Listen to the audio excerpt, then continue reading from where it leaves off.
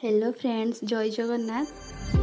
आज मु शाही अमूल पनीर बन के देखी। देखु केमी बनाऊे शाही अमूल पनीर।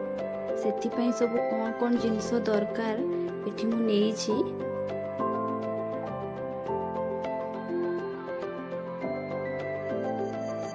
पनीर नहीं मु 500 ग्राम। देखु यहपरी भाव छोट छोट पनीर को काटी देछि। आलमंड पेस्ट मु नहीं 2 चम्मच, अमूल पाउडर 25 ग्राम नहीं, काजू आउ 2टा कंचा लंका पेस्ट मु नहीं 2 चम्मच, जीरा पेस्ट 1 चम्मच, तेल 4 चम्मच, अदा पेस्ट 1 चम्मच, कसूरी मेथी 1 चम्मच, लुण स्वाद अनुसार। चलतु ए बनवा। देखु मुझे कढ़ई बसई थी, कढ़ई मोर गरम हो गलानी। एबे हमें 4 चम्मच उठी तेल पकेवा। तेल मोर गरम हो गलानी। एबे हमें एठी कसूरी मेथी 1 चम्मच पकेदवा, अदा पेस्ट 1 चम्मच पकेवा, जीरा पेस्ट 1 चम्मच, लुण 1 चम्मच। एबे हमें या 2-3 मिनट भल करी भाजी दबा। 2-3 मिनट भल करी भाजी नियंतु। तापरे हमें ये काजू और कंचा लंकार जो पेस्ट सेटा 2 चम्मच पकेवा,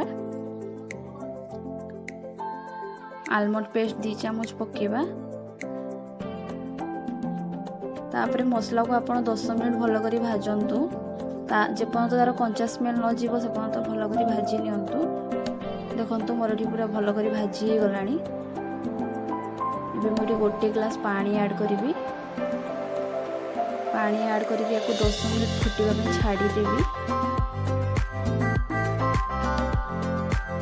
देखंतु आम ग्रेवी भल कर फुटी गलानी। एबे हमें ये पनीर को ऐड करदबा।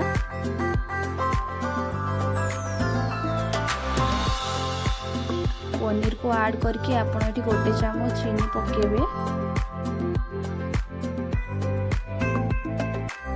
एबे या भल करी गोलई दबा।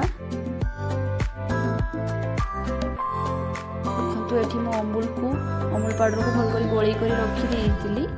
एबे हमें एठी पकेवा। गैस फ्लेम लो करिकी धीरे धीरे अमूल को पकेवा। 2-3 मिनट एमती छाड़ी दियंतु। देखंतु एबे हमर रेडी हो गलानी शाही अमूल पनीर। घरे बनातु खातु। केमती लागले मते कमेंट बॉक्स रे कमेंट करी कहिबे। Thank you.